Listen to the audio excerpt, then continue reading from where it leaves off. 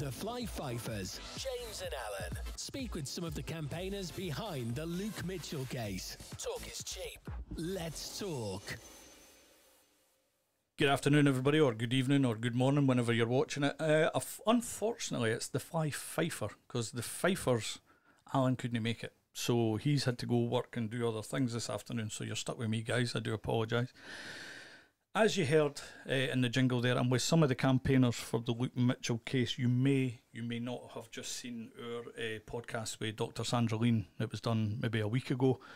And I felt myself personally it was super important to support Sandra because I see her as one of Scotland's freedom fighters. So supporting her in turn supports the case, supports Luke Mitchell. I don't believe myself personally, but this is my opinion and my opinion only, that the guy is guilty. Prove me wrong, is what I say to everybody else. And that's based on everything I have seen, everything I have heard on YouTube, TV, everything. I do not think this guy is guilty. But it's up for debate with these guys today. These are the campaigners, so this is going to be slightly one-sided because we have asked several times for trolls to come in and say their bit, but as ever, they only want to visually or textually abuse us. They never want to come and bring their argument to the table. So this is officially an invite to any of them. I will gladly sit around the table with anyone. Right, before I prattle on too long, I better introduce you to the guys. Well, let them introduce themselves. So, to my left, I have... Hi, so I'm Rachel. Hi. To Rachel's left is... I'm Danny. Danny. Well. Oh. And of course, next to Danny we have... Stu. Stu. So Rachel, Danny and Stu here to have a discussion about the case, the campaign, what they're up to. I've told the guys I've got absolutely no questions for them other than a who, what, when, where, why. So we've established who they are. Let's see, why are you here, guys? And that's kind of connected to Sandra's why. And I must say as well, we've got a call coming in at 2 o'clock, so we might have to jump off straight away, grab the call, and we'll see where that takes us. Anyway, Rachel, why? So I'm not like into the criminal justice system in any way. I'm a hairdresser, but my family are all from Dalkeith. My mum and dad's friends, they actually stayed the street behind Luke. So when Jodie was murdered, it was a big thing for us. We were all like keeping up to date with the newspapers and things, and it just kind of went along, and you just followed the story, followed the narrative. And then when the Murder in a Small Town documentary came out, that was really the first time that it went mainstream that there was no DNA. Mm-hmm. Everybody just kind of thought, well, it's just not talked about, there must have been something to get this lad convicted. So hearing that there was no DNA at all linking him to the scene, that was mind-blowing for me. So I started researching it all again, went back through it. I kind of waited. How long ago, sorry, just before you carry on, how long ago was it you first established there was no DNA and stuff like that? Just when Murder in a Small Town came out. Right, when that hit the TV. Yeah. Right, fair enough, sorry. So going...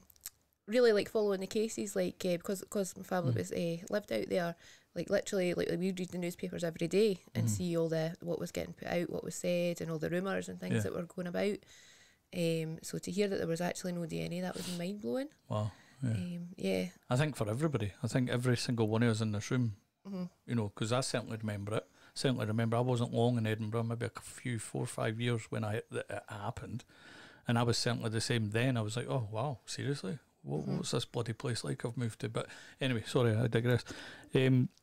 What age, if it's okay, were you when it happened?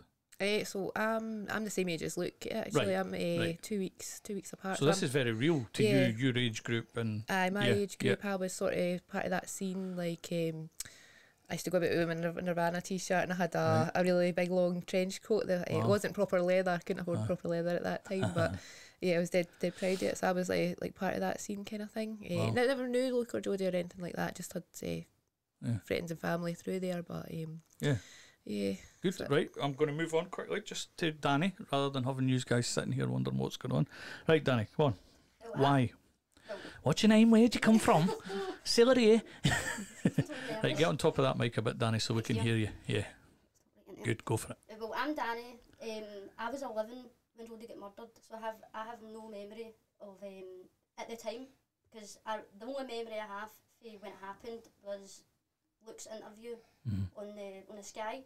My mum and 11 and watching telly, and but that's just I was only 11. I had other things going on in my life, so I didn't know about it or realise what was happening about my life. But then it was Sandra on James English.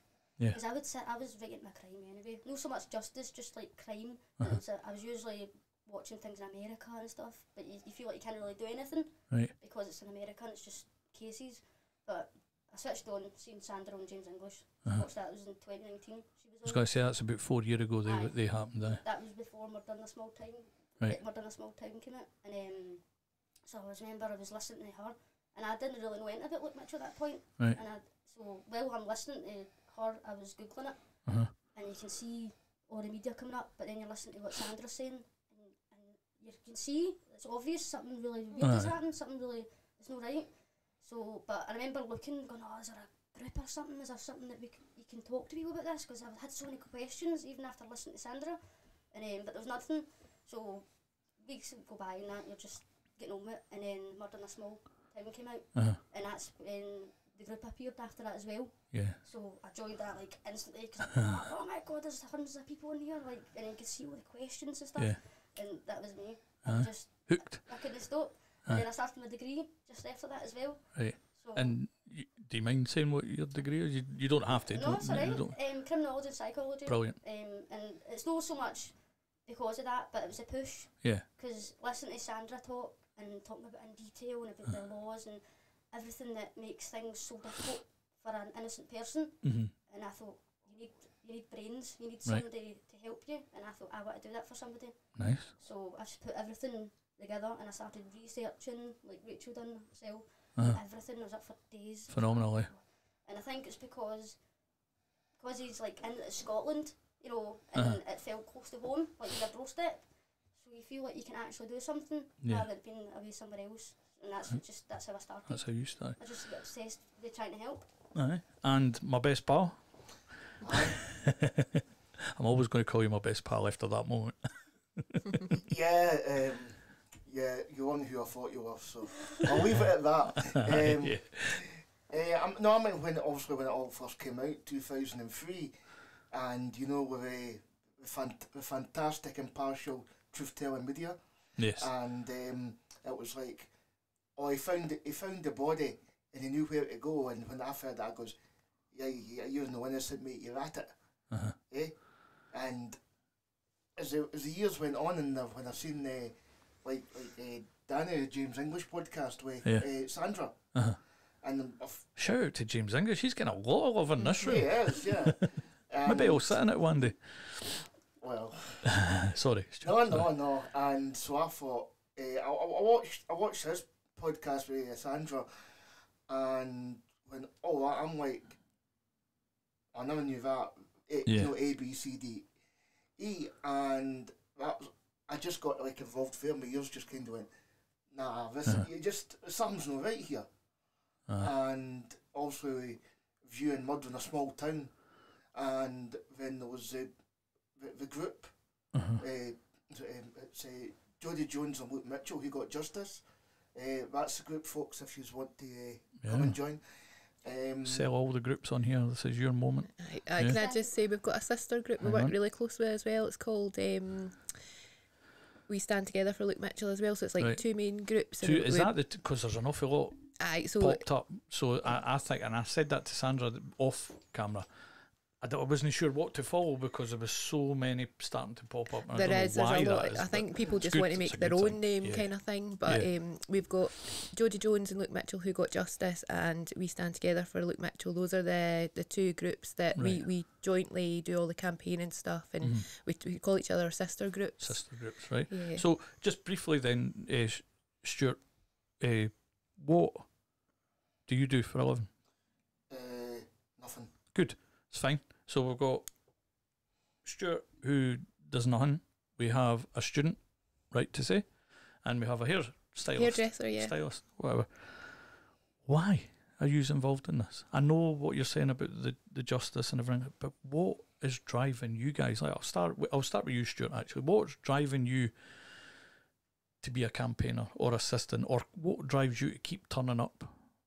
Look, Mitchell's an innocent man. He doesn't belong in there, and get the real killer or killers. Mm-hmm. You just can't have an innocent man. Yeah. I mean, that's just horrific. Yeah. You know, it's just get him out and get a real killer. Right. Okay, Danny, what would you say? What, I know you're into crime and everything like that anyway, you've told us that, so what's burning inside of you? For what I learned when I was researching and all the information, reading the books and stuff, it's, for me, it's scary that it could be anyone else tomorrow. Yeah. The details of what you find out that happened to Luke, how you get in, how you get convicted, why you get convicted, who was involved. It's people that you shouldn't be doing that. Yeah. Like, they're using their job role wrong, they're not doing what they're supposed to do. And it's the people from kids that you get told you don't trust. Go with these people, they'll protect you, they don't let anything bad happen to you. And that's why I keep telling, because it could be me. Yeah. It could be any of us, and that's what keeps me driving, because if I can help one person, then that means there will always be another person that might need that help. Cool. And Rachel, what was pushing your buttons with us? Similar to Stuart and Danny, but really at the end of the day, if there's all these questions, then Jodie's never had justice. Jodie's never had justice. I think I finished the podcast with Sandra, the first one maybe, on that this isn't about Sandra, it's not about Luke, and he said it himself with some of the things that he released. He's done. There's nothing you can do for him. It's like there's still that justice element here. And I think I'd finished one of the podcasts on that, because that's what I really felt. I was like, out of all of this, there's that lassie never got justice. You know, is that how this is all still going? Is that why everybody's still going because of that, rather than Luke? Because none of us can help Luke now. He's done nearly 20 years. You know, so what do you want to see happen? What do you think? Where do we go? Come on, you lead me, because I want to hear it for you guys so that I've got a better understanding, and probably trying to get a better understanding to people out there that are being quiet, that aren't coming to the rallies, but Alan and I call them curtain twitchers. Right. So we need some of the curtain twitchers to become turn-ups and turn up at the rallies and get the word out there, share their story, their opinion, stuff like that. So as a wee group of us sitting here, where do we go? What do we do? I think, I see, like you're saying, the more people come in to the protests and things, and the more engaging and just learning the facts and being able to have a discussion about, about 3 years ago, you could not say the name Luke Mitchell or Jodie Jones without people looking at you in disgust. You could not say his name. But now you bring the name up and people are like, oh, I've heard of that guy, and things like that. So it's changing the narrative, because for so long it was the prosecution's narrative and it was the media narrative. But we all know, like, as soon as you scratch the surface of that, there's a whole other story under there that just doesn't get told. I've had friends say, oh, what you get involved in that for? I'm like, because I didn't believe he's guilty. But see, if we don't speak, like, people might think we're daft sitting here doing this, but if we don't, Luke Mitchell, you're saying that there's nothing we can do for Luke. He's sitting there in a jail cell now. Like, we need to do something. We need to advocate for him, because he can't do it himself. No, that's definitely that. There's never a truer word there, because he's getting nowhere. In fact, he's gone backwards from what I'm seeing online for Sandra's Sunday podcast. Are we going to get a call in a minute? So 2 minutes to go. We've got our first caller on the Fifer podcast. Danny, anything you want to add to that? Just like Rachel was saying, all we can do is keep educating. Sit on that mic, pal. All we can do is keep educating people. And like, back when I started, you know, Rachel was saying, you would get abuse, you're called a lunatic, you're called a conspiracy theorist, everything. But back then I would have been quite nervous and I would have kind of shut down. But now you've got people get called a racist for speaking the truth nowadays. Is that not the most mental thing you've ever come across? There's always somebody going to be offended at something. Always. And you just need to grow a backbone and just I don't let it affect me anymore. I used to, a couple of years ago when I'm doing all this, I'd be scared about, no, I'm not going to say anything, But now I'm like, Yeah. Stuart, anything you want to add to that? I think Danny and Rachel have just put it perfectly, you know. I can't. There's nothing I can genuinely add to that. We've just said it so well. What else? Come on. This is your moment. Well, we need to get the samples, get the DNA tested. That's a massive thing. I think a lot of people don't actually realise that normally the process for actually getting disclosure evidence, you need to apply to the courts. You need to know what you're looking for and say, right, do you have this? Do you have X, Y, and Z? And you need to know that they have that before you even ask. It's a big thing in Scotland that they don't. People think that the police have to hand over all the evidence, but they don't. They can cherry pick it. So we need to get the samples, and we only know about the samples because the police destroyed all the evidence. So that was actually, it sounds terrible to say, but that's actually a good fortune in Luke's favour. Yeah. Them doing that. It's a weird way to word it, but... Yeah, and these shouldn't have destroyed samples for X amount of time, is that right? You guys will maybe know the better. Yeah. It's a bit of a grey area. They've got certain things say that you should hold them for X amount of time, right. But then other legislation says that once the conviction's spent and they've had the appeal and things like that. But in a case where you've got a man claiming his innocence for 20 years, and then there was 35 media articles that came out in the 2 months after murder in a small town. I did actually look them all up. Was that Channel 4 or Channel 5? Channel 5. Channel 5. Yeah, so there was, at a time when you've got a man saying he's innocent for 20 years, he's had 4 appeals, including the Scottish Criminal Case Review Commission, and all these articles came out at the same time. That is the time when the police went, oh, let's get rid of all this evidence. That's fishy to me. Strange. Very, very strange. Yeah. Danny, talk to me. You tell me you were never stopped for words. Or talk amongst yourselves. I mean, you guys know each other.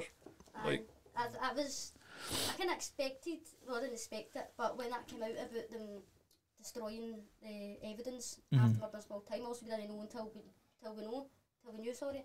But these things, when you get told you're like that, obviously they're going to do that.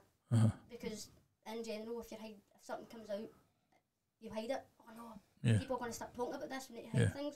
So it's just, to me, it's obvious that why they've done that, because people started talking, and it wasn't just one woman, Sandra. Like, it was everybody started talking about it. So they got a fright of life. And just to be clear, see, when they actually made the decision to get rid of the evidence, they have to make, it's like the Scottish Police Authority have meetings, they have regular meetings, and so that would involve the Lord Advocate or somebody from the Lord Advocate's office and somebody very senior in the Scottish Police to make that decision to get rid of all the evidence. And like I say, at the time with a backdrop of all those media articles talking about Luke Mitchell's claims of innocence. And in that case, with the amount of attention on the case, with the amount of campaigners, with everything gathering, steam and getting bigger and bigger and bigger, why do you think they made that decision? It can only look fishy to us lot, can only look dodgy, can only come across as the wrong thing. Is it because these people are so far detached from the reality of the people on the streets? Because that's what I think. I've been through the legal system for nothing remotely close to what this is. But all I seen was this greedy machine that wanted more money, more money, more money, to sit in front of a judge, whoever it was, or a sheriff, whatever, and him just not even look at you in the face. He's just head down, listening to these people argue. Right, okay, we'll do this. Right, okay, we'll do that. Now, I don't mind saying this now because it's all done and dusted. I was paying £1,000 a time for 20 minutes in front of that sheriff or judge or whatever it was. £1,000 for 20 minutes. That's what kind of legal system is that? Where you're not the victim, but you're also not the cause of the problem, but you're having to fight your case. £1,000 for 20 minutes, man, it's nuts. And I was talking to Sandra about this the other day, was about the legal aid system and the prosecution and the two different pockets of money, where one's unlimited and one's very limited. And it's like, how? That you can't, if it's $100,000 for them, it can only surely be $100,000 for them. How can you have an unlimited pot against a limited pot? You're never going to get justice. It's because the prosecution, they want a conviction, the courts want a conviction. It doesn't matter if the person's innocent or not, or there's doubt, they get money. It's like you're saying, it's a big greedy machine. Yeah. So that's, in my opinion, that's why the prosecution get all the power. Yeah. Because at the end of the day, the defence have just got a wee job, but it's the prosecution, they need their conviction for money, for everybody, for their pockets, and that's including everybody. Defence, they get paid for it as well. And that's what I'm saying, it's just money, money, money. It's no humans, you're dealing with humans here. Yeah. But it might as well not be. The system's actually at breaking point just now. You've got so many lawyers that defence lawyers that just can't do it anymore because they can't live on the wages that they're being paid. Like we had defence lawyers striking not that long ago. So the legal aid budget is cut. They've cut all the legal aid budget as well. And they just can't find lawyers to actually defend the cases now. The system's swamped with cases and they're trying to catch up for COVID and things. The system is so broken from top to bottom. You know, I'm almost quite scared to talk about it at times, that it's so broken, it's so unjust, that I'm of the opinion we do not have a legal system. We do not have a justice system. It is broken from top right down through your councils, through your whatever they feed. No one's getting any justice. No one's getting a legal system. How can we be when we've got so much evidence against somebody being guilty that they're still holding them? How? Do you know what's scary though is that 99% of the population just, not that they don't care, it's just that it doesn't affect them in day-to-day life enough to actually care and say, look, we need something done about this. That's the other thing, because Margaret Thatcher wasn't an idiot, by the way, when she says, do you know what, everybody buy your house. You know what I mean? You could buy your home for this amount. Our parents, probably all of our parents, bought their house. They were the lucky ones because they got them for sweeties. Back then it was a lot of money, but buy your house. Okay, let's see you strike now that you've got a mortgage to pay. Let's see you say no now. Let's see you all argue en masse now that you've got mortgages to pay. You know what I mean? And what is it? If don't pay, we'll take it away. Why is that on the telly? That's just to show you. By the way, you listen. That's a threatening programme, if you ask me. We're lucky in Scotland that we've got laws to stop bailiffs actually doing that. It's one of the good things about Scottish law. Yeah, it definitely is. I do her collar has kicked her pants. Either that or you've gave her the wrong number. 5 past. What time was she phoning? 2. That's alright, don't worry. She tried to phone you. No, I don't know, my phone's off. I've been good. So Stuart, you're sitting there off a quiet son. Don't be shy. Jumping about this. You say anything you feel. You might regret that. No, I will not. I will not, because we want to get as much of this out there. I actually asked some months ago, I don't know if any of you were in the groups that I emailed before I got a hold of Sandra. I had actually emailed 2 or 3 of the groups. I think Gio, somebody was in one of them. Don't know the guy, so I don't have anything to say there. And I was talking, and he was like, seemed dead keen, and then it just fell. It was like nobody wanted to do it. And I thought, here we go again. Nobody wants to do it. But then after that, I'd managed, Sandra and I got sort of chatting, and it happened. And I actually wanted to do this before I ever spoke to anybody official, like Sandra, for instance, just to get a feel for it. I don't know where I was going with that, actually.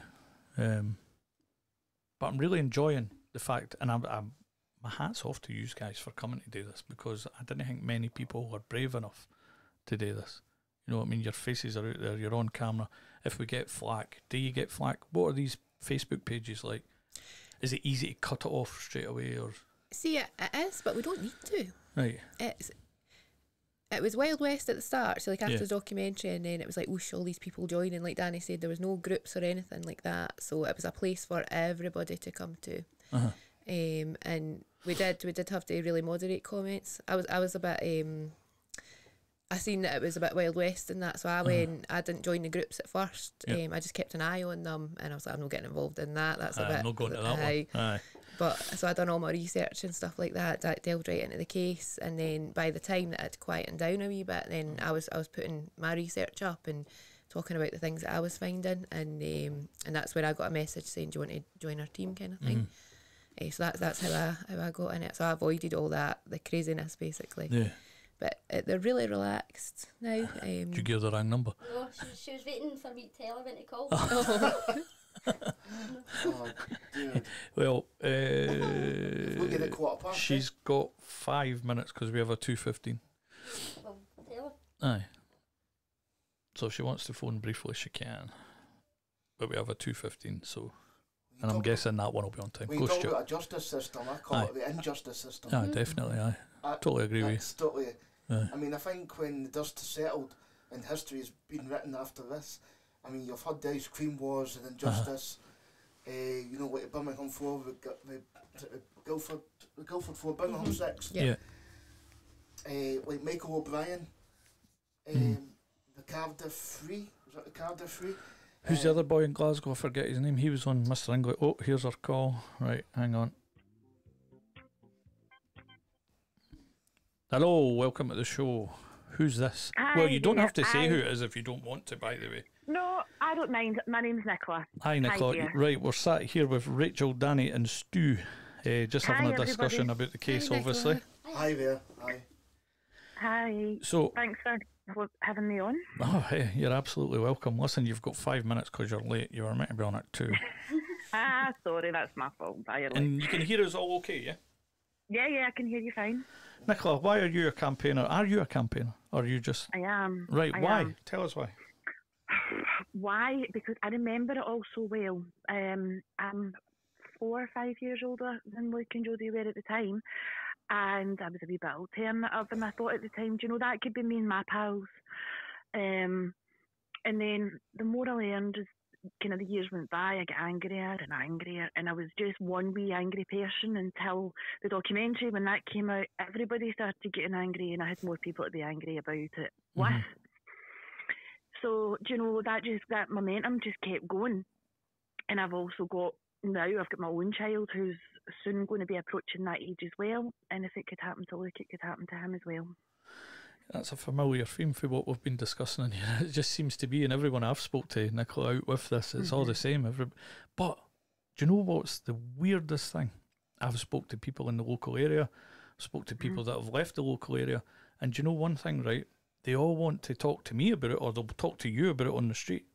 They didn't want to put their opinion on camera. They didn't want to put their opinion into a podcast where it's just audio. It's like everybody says, yeah, he's innocent, but they're scared to do something about it. What do you think? What do you think that is? Why? Well, where's the fear coming from? I think because for so many years it was very, very controversial, and to speak up and say that you believed in Luke's innocence was such an unusual thing to hear. I think it's going to just take quite a while for that kind of thought process to dissipate. I think it's happening. I think it's happening over time. It's slowly changing. Not quick enough. Not quick enough. Nicola, how long have you been involved in the campaign? Since the get-go, really. I had read Sandra Lean's book prior to the documentary, and had got in contact with her at that point. But then it's more so since the documentary. I've been heavily involved since then. But you know, it's one of the ones that I'm too invested now that I can't see myself, you know, ever changing my mind or walking away from it. It's just, it couldn't happen now, you know. And what's driving that within you? You personally, what's driving that? I know about the injustice and everything like that. Where do you hope? What do you hope to achieve other than getting Luke out, which is going to happen anyway at some point? But what? That and justice for Jodie, because she's never ever had it. So for me personally, you know, once Luke is out of there, I won't stop until the right person is where he is now. Wow. That's my main thing, because the two of them haven't had justice, and they need to have now. It's getting beyond a joke how long it's been, you know. That poor girl, I don't think she would ever have been happy with the way it's turned out, so it needs to all be put right. Yeah, good. So it's definitely something I think about is like justice for Jodie, and Luke says it himself, there's nothing you can do for him now. He's going to get out at some point. He's spent the time. So listen, thanks for phoning. No worries. We do have another call coming in about a minute, so I want to give get them as well, because I don't want to miss that one. So, No worries. listen, thanks for phoning in. Thanks for giving us your opinion. It's good to Thanks. hear that there's other people out there, not just the guys sitting here. I turn up at the demos and I watch them, and I sat in the background watching everybody, and it's amazing to see. It is. So don't stop. Keep going. Well done. Pat on the back. Look, Sam, he's growing for sure. Definitely. Right, thanks, guys. Thanks, everybody. Thank you. Bye, Nicola. Thanks, Nicola. Bye. Bye. Bye. Sorry to cut her off, but the other call coming in, and I thought it was coming in right now as soon as I turned her off there. Busy. Aye, busy. So this is what I wanted. I wanted to get as many people around the table as we could, and as you can see, we can only put so many around this table in this wee room. So getting folk to phone in was the next best thing that we could do. Stuart, you were hitting on something there when the call came in, and I wish I could remember what it was. Do you? The injustice system. The injustice system, yeah. Because you had like Michael O'Brien, the Cardiff 3. Yep. That's right. Guildford 4, Birmingham 6, Ice Cream Wars, and how many else who have not been publicised? That's right. The other guy in Glasgow, mind that he managed to get out of prison and Joe Steele. Joe Steele was on Mr. English's podcast as well, and he was a big advocate. And I mean, what caught me with that guy is because he will tell you he didn't do what he'd done. He was incarcerated for the wrong thing, but obviously knew criminals really well and sat and told James, listen, there's no danger that laddie did anything. So people that know it, like when I seen Joe Steele say that, I was like, aye, this is the guys that are in there. They'll know. How is this guy coping with that? How? I wouldn't last 10 years. He's Would you? So Would you? Do you think you resilient. would last 10 years knowing you hadn't put aside for something you hadn't done? I couldn't. I wouldn't last 10 minutes. No, I mean the mental. I couldn't put it once every day. It's torture. And you know you're in prison. And you're like, I've not done this, and that's added on to whatever prison does to someone. Yeah. I know. Danny, do you think 10 minutes? Do you think you could last 10 years? No. Especially for something you've not done. No chance. What that would do to you as an individual. I think you could either let it destroy you, or you become stronger. And I think if you look, he's also had those points where he was very younger. I suppose. When you're young, 16, well, he was 15 when he first got put away, but then obviously went into Pullman and then shots. So I think he just got stronger rather than letting it defeat you. And I think it helped that he had somebody like Sandra, even knowing there's one person out there. Obviously there's other people who might not know about, and that's fine, but I think it would have helped just knowing there was somebody shouting about it, and I think that would help me each day, knowing that everybody's forgot about me, sort of thing. To go back to Joe Steele on the go for it. I'm just going to James text English. the other one that's late. People are slacking. Aye, so go There's back. something about these bloody campaigners. Sorry, Rachel, carry on. Aye, so on Joe Steele was telling James English about Luke Mitchell, and what his words were actually was, he's just got his ma, and that got me, and that's what gets me in the feels. Yeah. So when I started this, I always had that in the back of my mind. Who does Luke actually have? And because you think you know things looking online and that, but you don't know who's in his life day to day and that, and who is actually fighting for him. So that's always been in the back of my mind. Who does he have, and who's fighting for him? It's even the letters, the contacts, the emails, everything like that. I mean, Sandra was saying even sending stuff in has to be like, you can't send a book or anything like that. It has to be really small amounts of literature. That in itself is like, why? There's probably people that are guilty of murder outside, guilty of murders inside, getting everything gone. Everything. Why is this guy constantly being punished? I mean, they do that constantly. I speak to Luke a lot. Yeah. So there's a few things like not giving him, he's allowed access to arts and crafts, he's allowed to buy them materials by himself, but they'll say one time they'll give him it, no bother, and then the next they'll say, oh, you can't have that certain paint, or you can't have that certain item, and it changes depending on who's deciding. Yeah. See all that Rachel's bringing up. To me, that's done purposely to screw with his head. Right. So at some point, they're maybe hoping, if I say this will be the day, and he'll shut up. I'll have a way to punish him. I think that's been a really callous, cold, deliberate. I said that to Sandra the other day about the Sound of Freedom. Sound of Silence. Sound of Silence, sorry, that were put out. And I said this to Sandra the other day, I was like, I was listening to that and I was like, no, stop, Dinny, you're poking that bear too. The bear deserves to be poked with a hot, sharp stick. Yes, it does. But when I was listening to that, and I'm pretty sure a lot of yous probably thought the same, nah, look, too much, too far.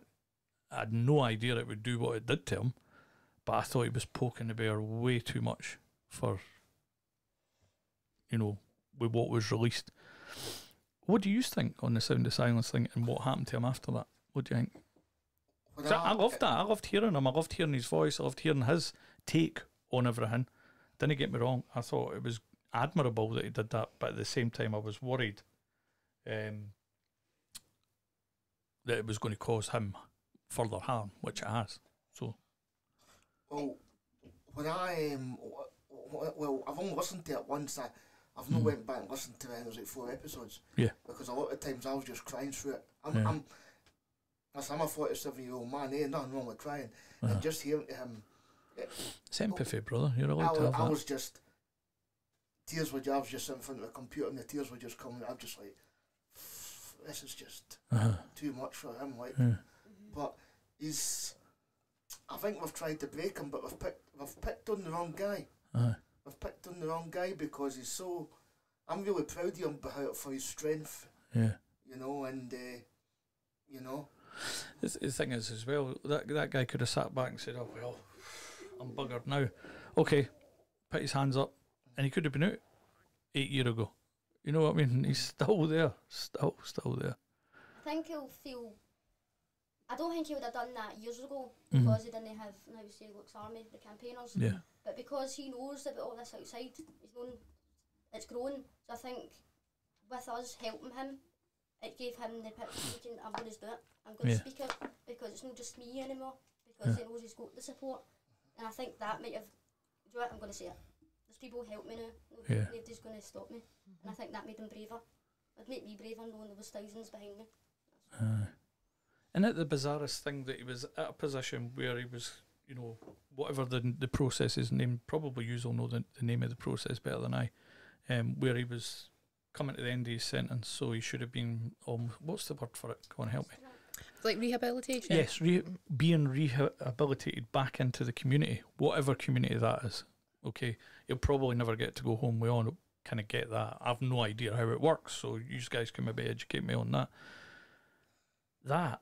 To go to that part, to be getting that small amount of rehabilitation, to then go back, is it back to Cat A, where he's limited again, and he's coming to the end of his sentence, which is April next year, and they say that this rehabilitation takes 2 years, am I right? Picking this off of YouTube things.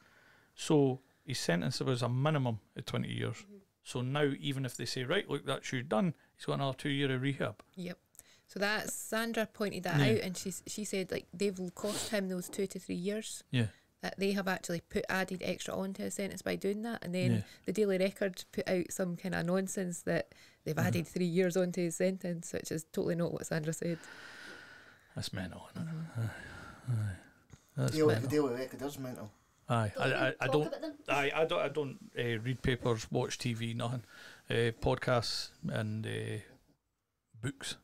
But yeah, audio books. If he was getting parole, he would need to go through all those processes again, which he was basically put in Greenock, started off the processes, and it was the police that put a halt to that. It wasn't the prison system or anybody. It was the police that came in, got wind that he was moving up through the prison system for eventual release, and then they started this investigation into alleged allegations. Right. Which there was that's just nonsense. That's just their way of putting a halt to it. Oh, hang on, carry on. Keep talking. Just this never got delivered. Oh, sorry. Right, Danny, come on, talk to us. Is there anything you want to get across to everybody, anybody watching this? Because we're just sitting having a chat really now. I was just going to say what Danny was just saying about the support that Luke has out there. We need to kind of flip that and just keep it going, because it's one of the things that Luke has said in the recordings at the protest as well.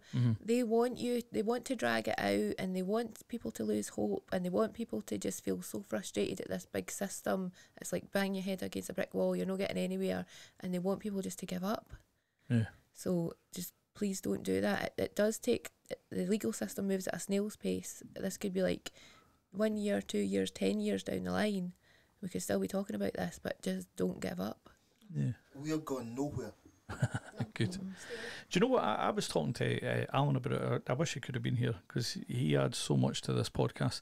I was talking to him about it, and do you know what I would like to see come from this, and if it's at all possible, is that no matter what happens, there is some sort of, you know how you hear of these Sarah's law, all these different laws, that maybe if I mean all the campaigners and Luke himself can get his, it has to be quashed, doesn't it?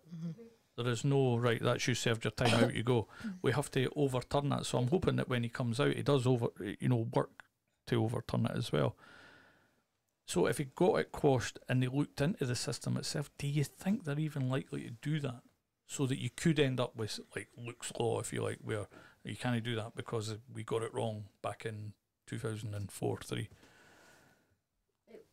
Is it?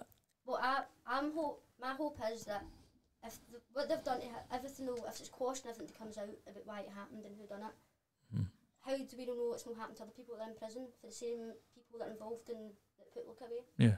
And that's what I hope would happen, because we might, by saving Luke and getting him his justice and Jodie her justice, that could fall onto lots of other people that's been affected by the people that have caused this. Where are we at on the worry that he's not getting out because that person or those people that did the investigation put away 20 other people that might have been guilty, but then can put their hand up and say, oh, I never did it either. Same thing he did's done to me. That's our call. I'm going to get this one. Hello, welcome to the podcast. I'm sat here with Rachel, Danny and Stu. How are you? Hello. Hi, guys. Oh, hi, Sandra. Oh, hi there. Hi, Sandra. Hello. We were just talking that I was just saying about Luke's law in my head. Like if all of this got quashed and everything goes away, that there's some sort of law brought in place. And then we went on to what did we go on to? Come on, Rachel, help me. Rachel's brilliant at this, by the way.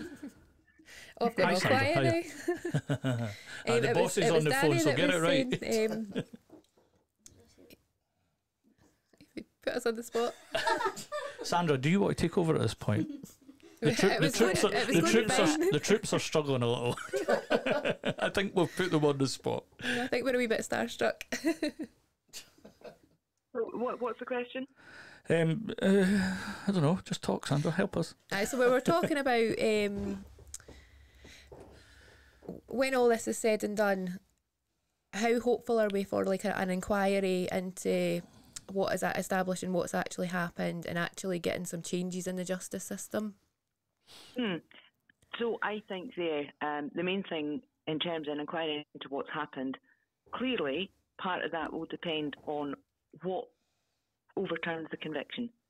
So we had the Andy Malkinson case, and when it became apparent that there was DNA there that they knew about from the beginning, the inquiry, the question was, how did that happen?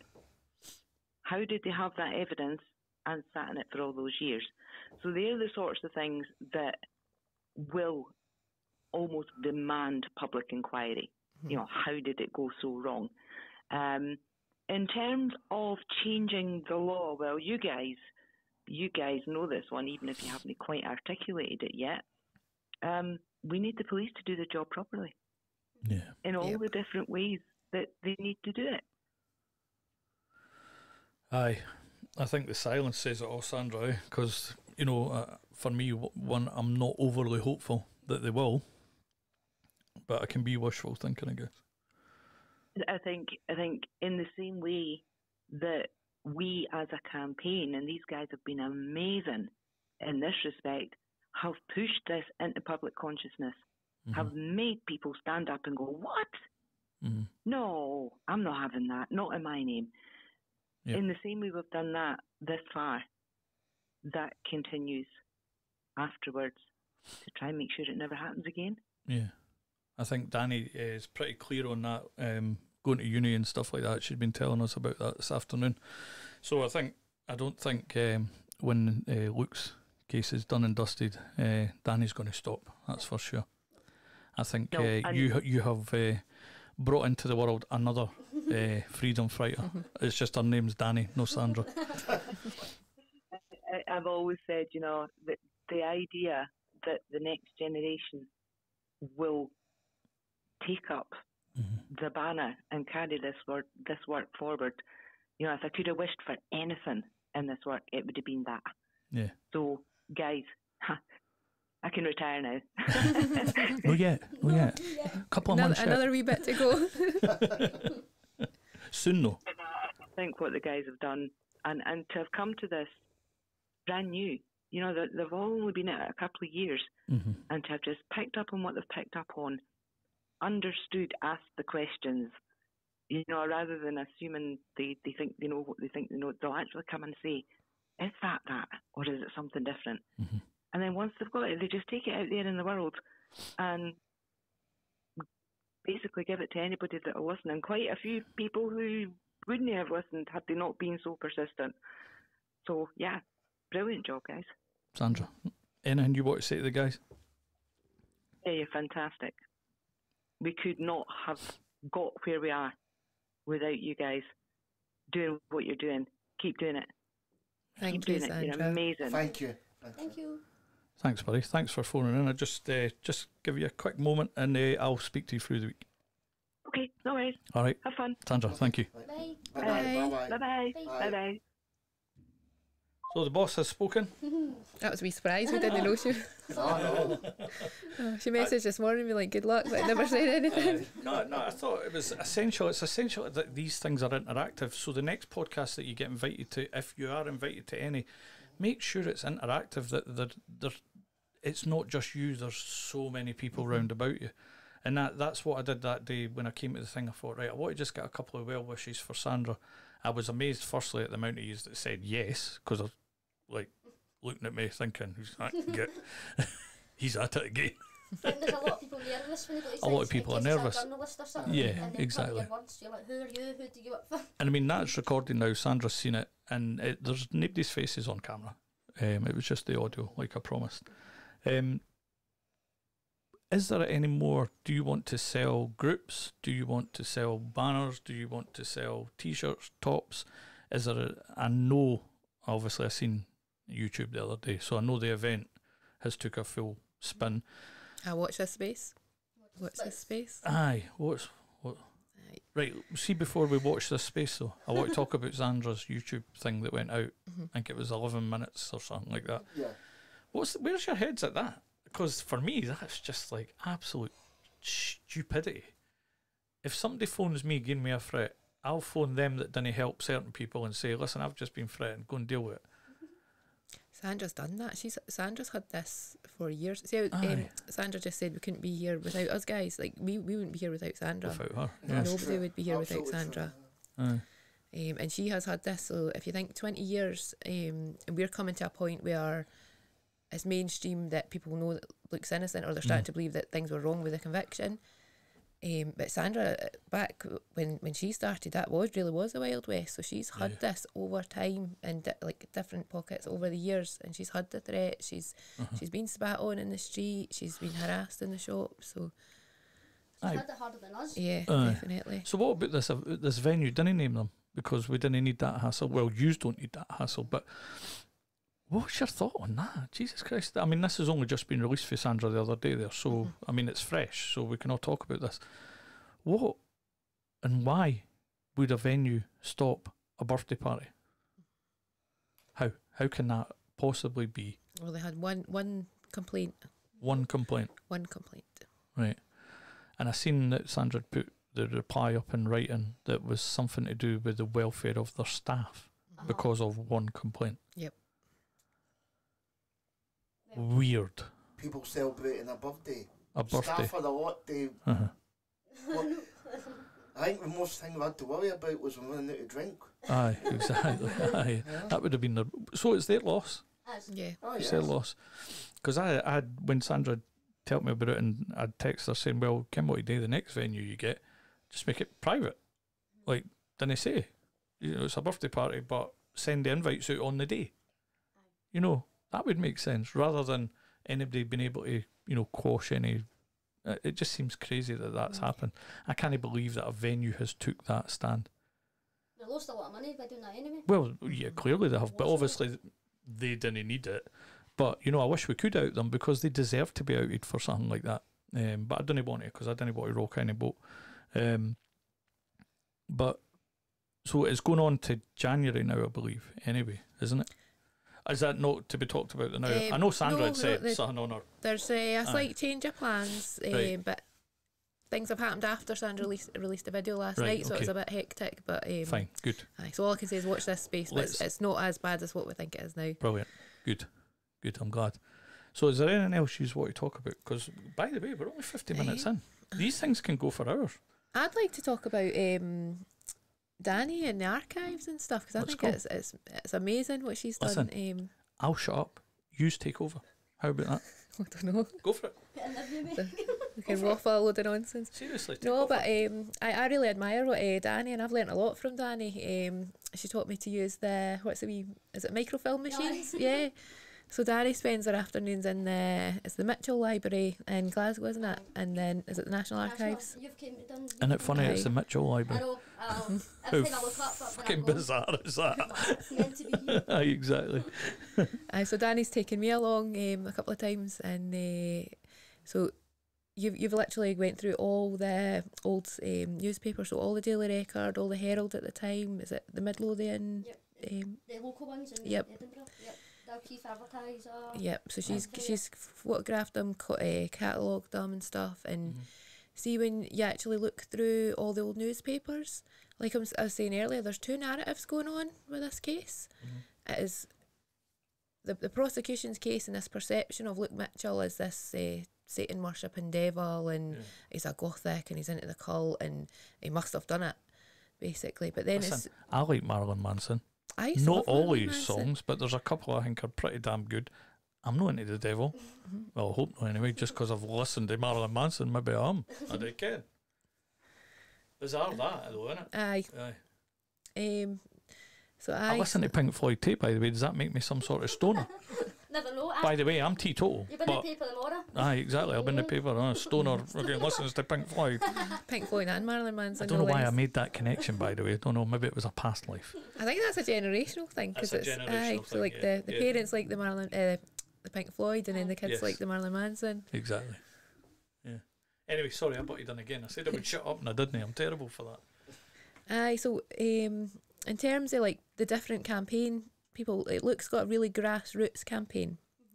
So Sandra has basically led us all here, and then after Murder in a Small Town came out, I think just so many people came together, and they didn't want it just to be like, oh, a documentary, then you watch it and you forget about it. It's like we all feel this inside, like this justice needs to be had for Luke and Jodie.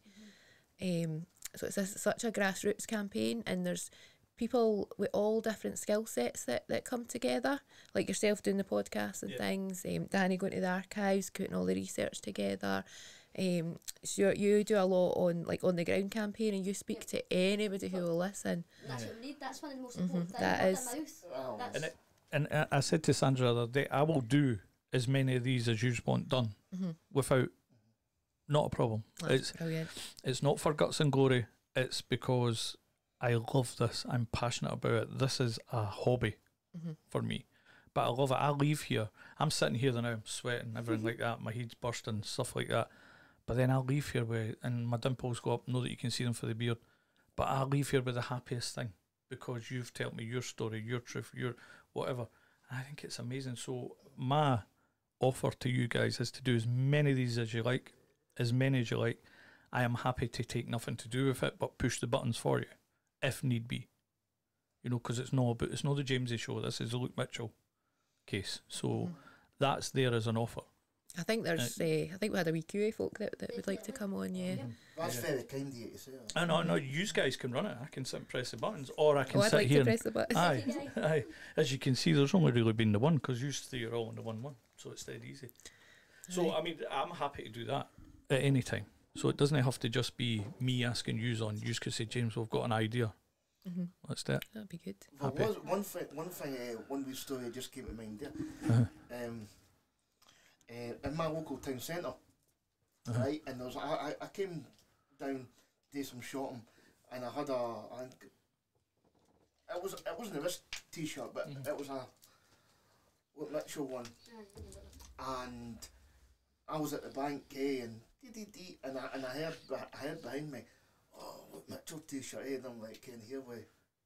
And I turn round, and there's these two people doing like some sort of charity work, you know, whatever charity it was, and this guy was talking to me, and he said, oh, look, Mitchell case and that, and I spoke about, there was certain people in the case, right, and I was about them, and he goes, well, I'm from the village, I ken the guys, right, and mentally at first I went off, okay, I'm, and one of the things, I mean, you can mention names, listen, I would, it's entirely up to you.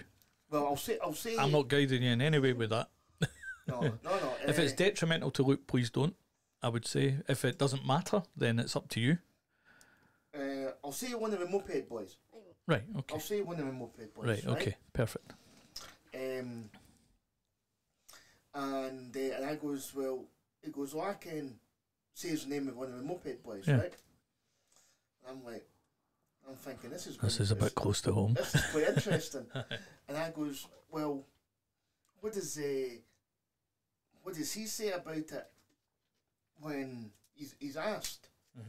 And the person talking to me goes, oh, he says he's got nothing to hide and he'd tell the police everything. And I'm thinking to myself, aye. Of course he's going to say that. Of course he's going to say that, you know. And I brought up Stocky Man. Like, he knows who Stocky Man is. Right. Okay. Right. And I don't know how well I can't remember how well he knows. It was a while ago. he knows him. I knows who he is. And I said, would you be surprised if it came out that Stocky Man was the killer? Aye.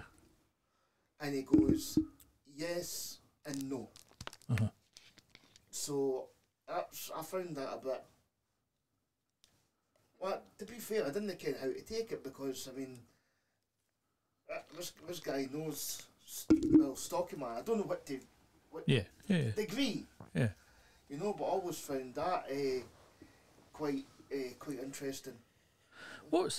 So now that you brought up or took us down that sort of lane, it's made me think of, with everything that I've seen, everything that I've heard, I am not a professional in any way, shape or form, or even a researcher or anything, just going purely on what I've heard. Who do we think did this? Who possibly... Wait, is it something we even want to discuss? I think we can. I try and keep an open mind. Same. I just always say, like, unless there's video evidence, none of us can know. Yeah. So we can never say categorically. We just say these questions are still to be asked. They weren't. There was reasonable lines of inquiry that weren't followed up by the police, and people who should have been investigated. Yeah. Well, I mean, my mind straight away is the condom that was found, or they call him Condom Man. I'm not going to mention any names. One, I can't mind them all. So, Condom Man and the T-shirt. These two things spark an alarm in my head that something potentially has been going on. And then part of me also thinks that there's been some sort of family tragic thing happen that they've had to change, turn on its head. Listen, that's just a wildcat idea inside my nut, okay? But I think personally there's some sort of tragedy within the family happened. Something tragic has happened that they've had to cover up. Like, that's happened to one, let's save another. That's my thought process and all I'll say on it. And I think potentially that person that's created the family tragedy maybe caught 2 others that were up to no good. I didn't ken. Sorry, that's just what goes on in my head about this story, that I don't think for a minute that guy on your T-shirt, Luke Mitchell, has been able to do this. No. At 14-year-old, criminal mastermind, be able to get rid of all the DNA in such a short period of time and put other people's DNA at the scene. Forget about the cataclysmic errors by the system and the people of justice. Forget about all of that. Simple little things. Condom man getting found years later. That on the T-shirt. Oh yeah, it was in the washing machine. All right then. This doesn't add up, man. Doesn't add up. And I'm not pointing the finger at anybody here at all. I'm just pointing the finger at him on your T-shirt. I don't think he's guilty. No. I really don't. I think the police messed up the first second. It makes it, even, you can have theories. I'll never say it loud till I think's done it. No, me neither. And still, personally, to this day, I'll still say it could be somebody that's not even related to this case that we know of. I don't think that's the case, but I think that it could be totally somebody, if it all came out and it's quashed and there's an investigation and we found out, it still could be somebody we have no idea about. And it's because the police messed up on the vital things they've been doing, the procedures, the processes, the evidence, everything you can think of that are so important to get a right conviction. They didn't do it. So we're at the point where we don't even know what to look at because everything's messed up or something's not there. They've destroyed this, that's been hidden. They don't know. And that's it's hard.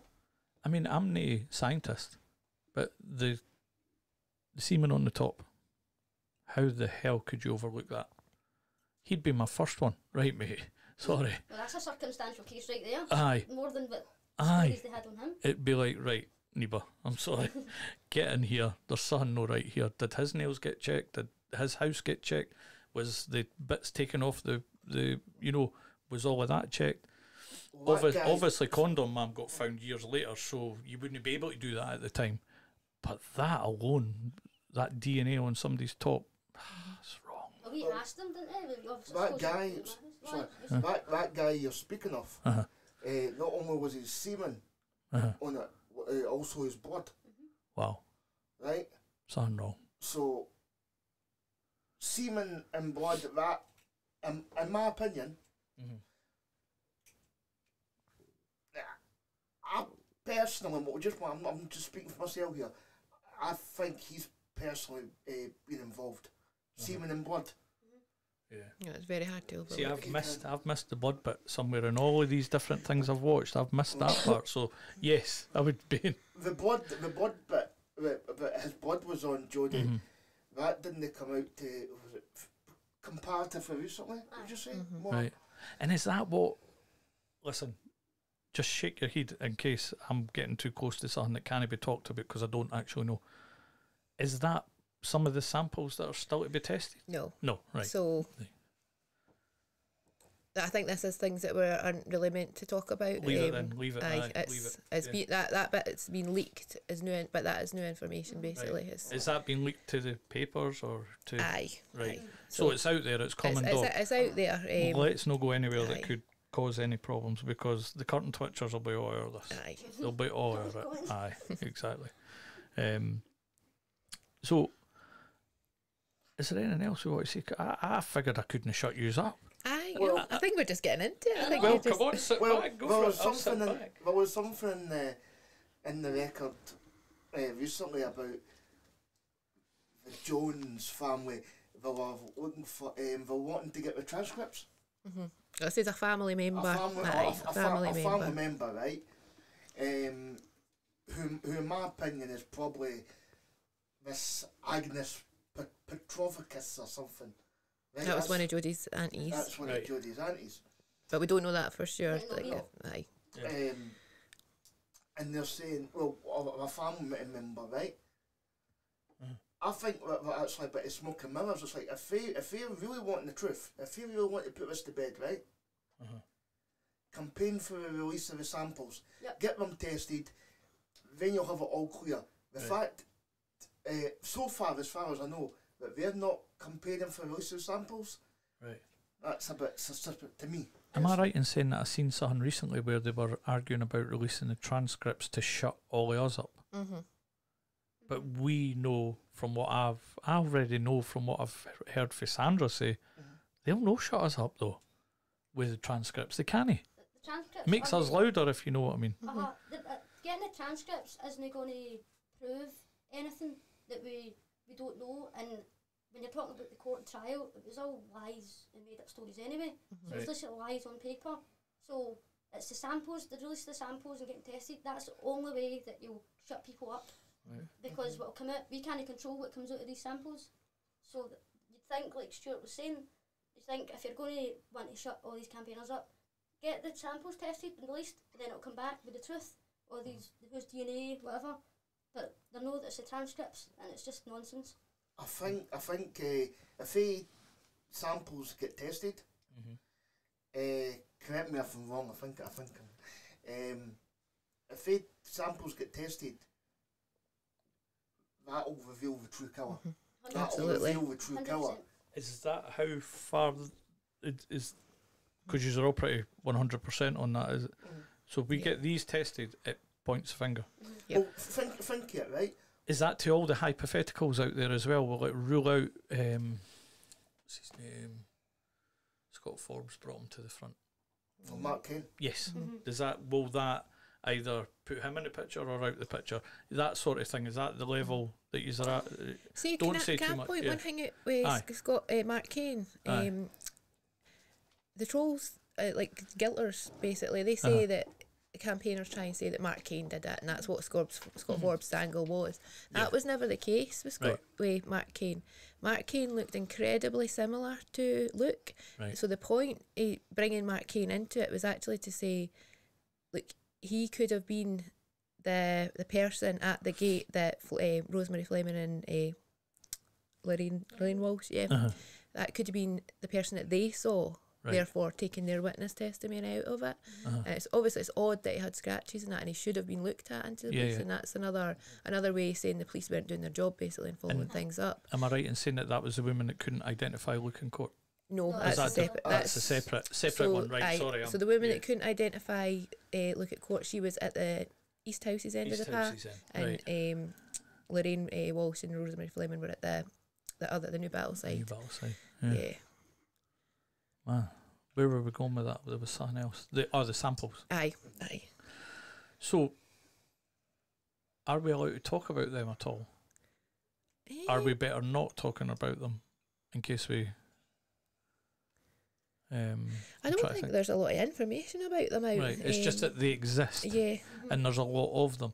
I mean, without mentioning any names of that, do we know who these samples pertain to? No, because they've never actually been tested. So we know that they're semen because there's preliminary tests that you can do. Right. So there's preliminary tests that you can do to actually see, like, is that semen, has that got, or is it made up of saliva, is it made up of this or whatever. So they know that it's semen, and then the police just went, oh, we'll just pop that away. No further testing. Excuse me, I didn't understand that part. Why did they do that? Why would they do that? What benefit did the police get to do something like that? And I ain't defending them. I think if you read between the lines, I think it's really clear. Right, tell me. Clear. Well, I think treat me like a dafty. Trust me. No, people. Anyway, I think we've shut them away. Going. That's not Luke. That's whoever, right? And it's a lot of ego. It's involved with police. You can't admit they're wrong. Higher you are, you won't admit it. And if they admitted they were wrong, if they committed wrong, people would look a lot more favourably to a degree on them. Like, to admit you're wrong takes balls. Yeah, it does. Right? And they've hidden. I mean, why would you hide the samples? Why destroy them? Doesn't make any sense. It says it all. Yeah. But then why would you go around asking people about Marilyn Manson at the same time? What's that got to do with a murder of a young girl? They're trying to create their case as quick as they could because they knew what they were doing. In my opinion, that's why they were doing Marilyn Manson or that, and they were telling people for the next day, we know we've done it.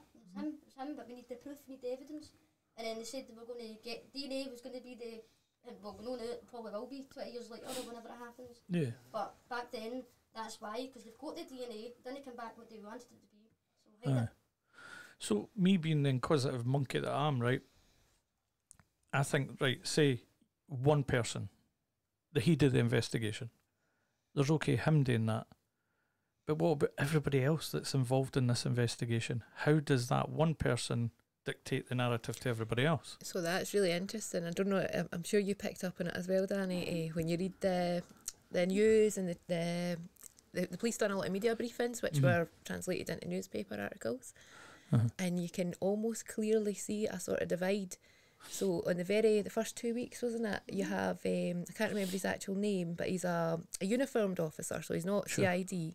So he's talking about giving the kids at the new bit of school, giving them alarms, personal alarms, doing all the safety kind of things, and make sure the community's looked after. And they've got the divers in, they're doing all the sort of forensic things that you would expect to see. But then when that goes back to the CID investigation team, which is not actually that big, so you do have like your main investigator at the top and that, and then you've got different officers as well. So that gets translated back to them, and then they decide what to do with that information. And if they're going down, if they are actually investigating Marilyn Manson, see when, if you imagine that, you've got your on the beat bobbies and that, talking to the community, discussing things with them, and then you've got your CID in the command centre. They're actually investigating Marilyn Manson and Marilyn Manson's obsession with the Black Dahlia. They're going down that route whilst they're getting all the information that they should be getting and acting on it. So you're talking about over 300 uniformed officers stopping people in the street, actually doing, I can't remember the word for it, when they stop the cars, a roadblock. So over 300 officers doing that, speaking to like everybody in that area. Could you imagine the amount of information that comes from that? And what Craig Dobby, I'm just going to mention him, that's the senior investigating officer, what he decided was pertinent from those people's statements was, did Luke Mitchell like Marilyn Manson? What music did he like? And he committed perjury. He committed perjury as well. Yep, about the warrant to come out. The jacket. You can see this sort of undercurrent. See, if you're aware that if you look at the newspapers, looking at it that looks innocent, you can actually see that story emerge. It's like two stories there, isn't it? And it's a thread through all the early articles. Even it sparked a memory now, another podcast where I watched the lie detector guy. Now, I've watched loads of podcasts with that lie detector guy. One person passing it is that 1% in 99. But two people passing it is just no heard of. Now, that guy does polygraphs, which are allowed to find out nowadays. It'll keep a paedophile in prison through lie detector. So if it works there, it works fucking everywhere, right? It's got to. Come on. So Luke's passed it. His mum's passed it. There's no way that could happen. And that the guy with the lie detector says that, and he's explained all the things why Luke's eyes were shut and everything like that. It's all been explained out. He wasn't meditating. He wasn't under the influence, and it's all, that guy's not going to shoot himself in the foot. He's working for the government. How can you get past that? And then there was something else you said, and I can't bloody remember now, but the lie detector alone, then the criminologists, not just here in this country, was it the FBI, who did a whole case for the prosecution, I believe, for the Lovian borders at the time. Or trip to America, they go like that. Aye.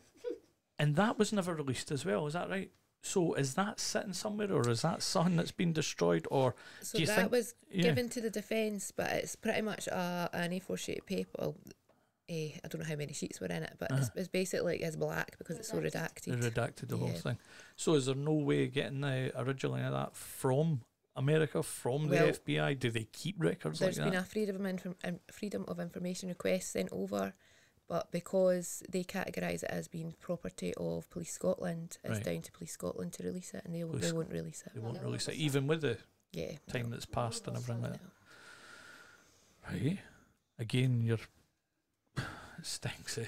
It's interesting that it was redacted to the defence. Obviously, if it's just like a layperson asking for it, they might give it and redact it, but to redact it and give it to the defence, that's very strange. Because if it wasn't redacted, the defence probably could have used that to help Luke, obviously.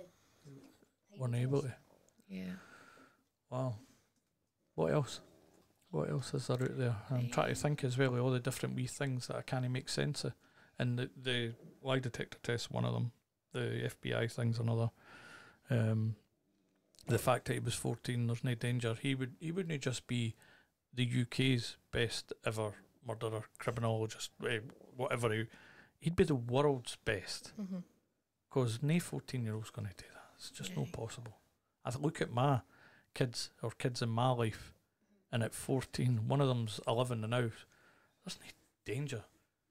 Not a hope in hell would they be able to do it and get rid of it all. Just couldn't happen. And leave other people's. And leave other people, aye. We're talking about Stephen Kelly's DNA, sperm being on our t-shirt. I'm saying that because that came out at trial. So they're saying that it was washing machine transfer.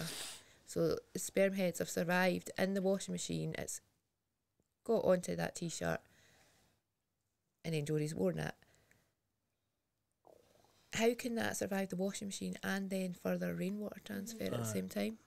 And did they not live in two different houses? So what was the upper house? They were in and out each other's houses. They were like really close family. It doesn't make any sense at all. I can't fathom it at all. I wish I could. I wish there was something that, well, I don't wish, but you know, if there was something that could just settle your mind on it. But there isn't. There's so many questions that lead to other questions. And that's why, for me, that's the doubt. If there's doubt, then there's no been any justice. Yeah. Because look at all the killers we know have done it, because you can't question it, like, they've clearly done that. And there's no campaigns for these. You always get told, like, oh, do you think this person's innocent? It's like, no, because I'm not campaigning for that person. And there's evidence that that person did do that. But when it comes to look, there's nothing. You go, well, clearly he is. Because when you look into things, everything's a question. There's so much doubt. Or it's made up to the point it's laughable, even though you shouldn't be laughing. It's really serious. But you can't help but just like, how did that even get passed in the court of law? I don't know. It's weird. That's what it is. I think everybody got caught up in the sensationalism of it. I think I don't think it. See, until it looks released and find out who actually killed Jodie and it's all put to bed, I don't think society's going to be able to look back on it and actually see it for what it is. It was a total moral panic that was blown out of proportion. So when we're trying to grab the evidence and say, look, that shows that he done it in this and that, it's thin air. It's presumption based on presumption. There just is nothing. No, it's even when people ask me, they're like, "Oh, I watched your podcast, and how did you?" I just say, "Look, didn't watch mine. Go watch 100 others that have got way much more information than mine has. Go watch them. Make your own mind up." And that's what I urge anybody watching this. Go watch James English. Go watch Murder in a Small Town. Go just search YouTube. There is 101 podcasts out there about this case. There's one or two I would avoid. That woman from America. That was terrible. Oh my God. What was her name? Pat Brown? Is that her name? Aye. Terrible. No. Pat, if you ever see this, you can burn holes in me with my podcast. Yes, I get it. But that was shocking. I had to turn it off. I was like, look, Ken, you're talking mince. So I just don't give her the attention. Aye. Well, I'm sorry I gave her it the day I know, but she shouldn't be mentioned. But there are those out there that are rubbish and talk rubbish, but there's the information I've got has been phenomenal. Do you know what though? There's like out of hundreds of people that have done podcasts and stuff, there's 2 or 3 that are like that, of those ilk, and everybody else they can see it for what it is. Yeah. I know, and we still sat here today talking about it. I just can't understand how this guy's still in jail. It gets in your head. It does. It really does. And when folks say, you're a conspiracy theorist, yes, I fucking am. Yous have made me that way. You know, the unjust system or the injustice system. Injustice has made me that fucking way. I think we should wrap up. It's getting roasting in here. But I wanted to ask each of you just a final question. Don't worry, I'm not going to trip you up. So Luke gets out tomorrow. Rachel, what do you do? Have a party. After the party, what do you do? Because you've not got a campaign now for Luke. No, he's we do. Out, he's doing his thing. I'm not stopping this until the person that done this is in jail. Right. So you carry on beating the drum of, right, Luke, where do we go for here? Because he's out at this point. He's been away. He's rested wherever he needs to go when he gets out. Fucking hell, that I can't imagine. But where that laddie has to go to get fixed. Danny. Same as Rachel. Till the justice is done for Jodie, and for me that's the real person or people in prison. Right. And also when that's done, I'll just go to the next. I call it the next Luke or the next Jodie. Sorry, because Right. sadly there's always going to be injustice. Uh-huh. There is always going to be. So I just need to help somebody else. Because in my head, before I get to Stu, if Luke gets out and it's all done, Sandra retires. She needs to. 20 years. She's done her time. So you need a Rachel, you need a Danny, you need a Stuart to then grab the baton, you know, from her. Stuart, he gets out tomorrow, what do you do? Give him a hug. Aye. After that, Give him a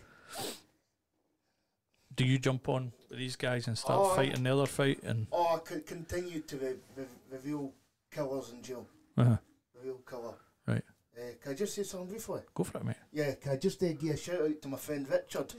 Just because he smashed it. If you go into the Jodie Jones, Luke Mitchell, Who Got Justice group, and you'll see. Is this on Facebook? Yes. Right. And Okay. Mitchell and Sandra mentioned it on there.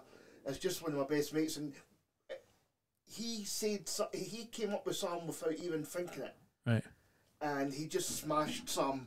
Sandra said it on one of our videos, and I just think. What was that page called? Who Got Justice? Jodie Jones and Luke Mitchell, Who Got Justice. Right. I just think Richard deserves as much credit as he can for smashing what he smashed. You know. I'm going to see if I can pop this on the camera. What camera would I? Oh, it's a bit out there. I'll not reach that. Can we hold it for you? Oh, reach. No. Okay, hang on. I'm going to move. Keep talking. Well, since it's my turn,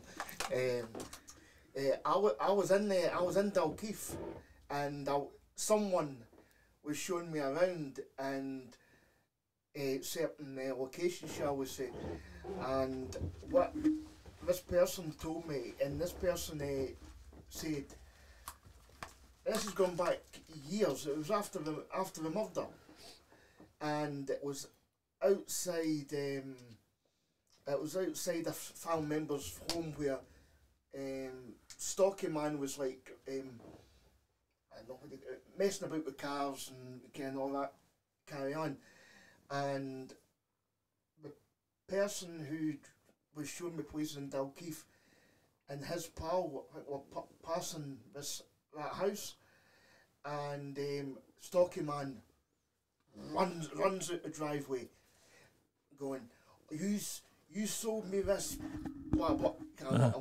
You sold me this dodgy, and the guy's like that. I have no idea what you're talking about, eh? And I think a couple of them were quite drunk, as in the boy who told me and the guy who was getting mouthed at by Stocky Man. Uh-huh.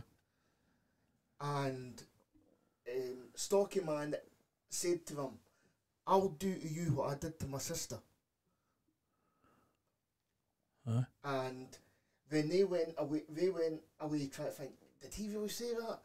And I think over time we tried to convince ourselves that, no, I'll do to you what was did to my sister.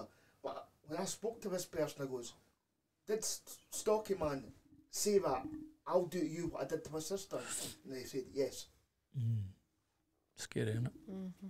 Well, Rachel, are you able to find that post that Stuart's talking about? Because I'd like to read it out. Well, I'm not the best reader, though. so I Danny, don't you good at reading? I think the post is, it's actually, Sandra spoke about it in a video, so it will be in the post. All right. We've got a wee picture of Stuart and Richard, but he's just thanking Richard. It's just, right. Yeah, Because I'd like to, It was a I've photo not with read Sandra and Richard. Aye. So what it was something to do with phone calls on the night, wasn't it?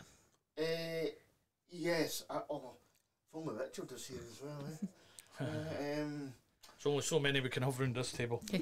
Aye, but no, Aye, so he just kind of thought about things in a different way that nobody else had really thought, and he said to Sandra, what about this, if these people are here and these people are here, so who done this? Right. And it just clicked. It's like Yeah. someone would have to have been in the grandmother's house, because of calls were getting accepted Right. And they were getting accepted in the grand. I've seen someone. that, yes. by someone, Mm-hmm. and that's what my friend Richard said. Mm-hmm. It was something like, well, what if someone was away in the night out of that, and it was like, wait a minute, someone had to be in that house. Yeah. Because the grandmother was out. Whose belly's I rumbling? think that's mine. Is Right, that you? always You does starving? it. Give me Sorry, edit that Stuart. out. No. It was like I've got belly, it's fine. the grandmother was out. Kelly was out. Janine Jones was out. Now you had another family member who stayed just round the corner where the grandmother used to stay. And someone was in that house to take the phone calls. Yeah, definitely. And so it wasn't a grandmother because she wasn't in the house. No. But something was. Somebody And was. it was something like that. Richard, he really smashed it just by not. He didn't even get something. You didn't even think. And somebody else goes, "Wait a minute." Nah, it's probably not even possible to even find out now either. That's the thing. But you're right. It's a good thing to. I don't know. It's What do we end on, guys? Because look, we're an hour and a half in. So, is there Facebook pages? Where do you want to send people? So we're not just Facebook now. The whole campaign is. Because I know Danny's big on TikTok, but there's quite a few big on TikTok there's now. a few, yeah. Aye. Pages, just Look Metro, George Jones, Look Metro, Who Got Justice. That's a main page from TikTok. That's one of the team as well, and it's absolutely they smash it on that. It's absolutely it's incredible what they've done on that. Brilliant. feel free to join our Facebook group. Aye. You know, feel free to eat it, and even if you're 100% convinced Luke's guilty, Like, come and have a chat. As long as you don't come in and you're act like an idiot straight away and go, "Oh, he's guilty," and start antagonising. If you just come in with questions, there's loads of folk will jump on and answer. Yeah.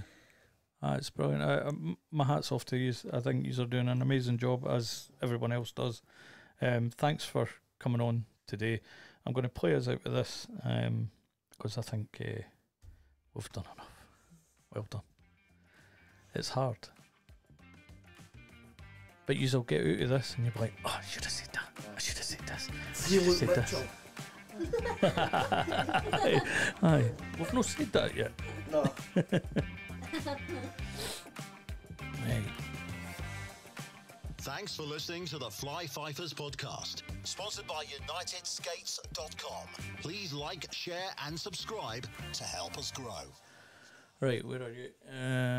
Stuart, if you could have a parting comment to that camera over there, please.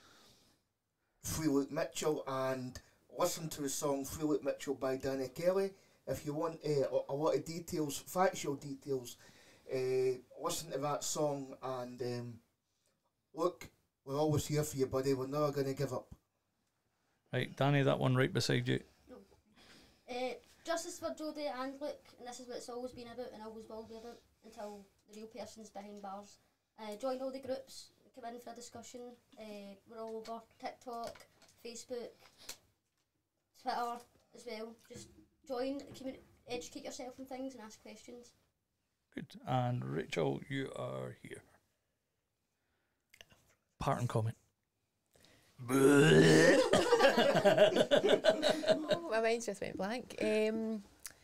Just keep raising awareness, and even that can just be as simple as just talking about it to other people and learning about different things of the case, and don't just take things for face value, just look into it a bit more. Brilliant. And I'll just say thanks for watching, and we'll see you on the next podcast. There's probably one with Dr Sandra Lean coming out before this one, so I'll tag both of them in each, and adios amigo.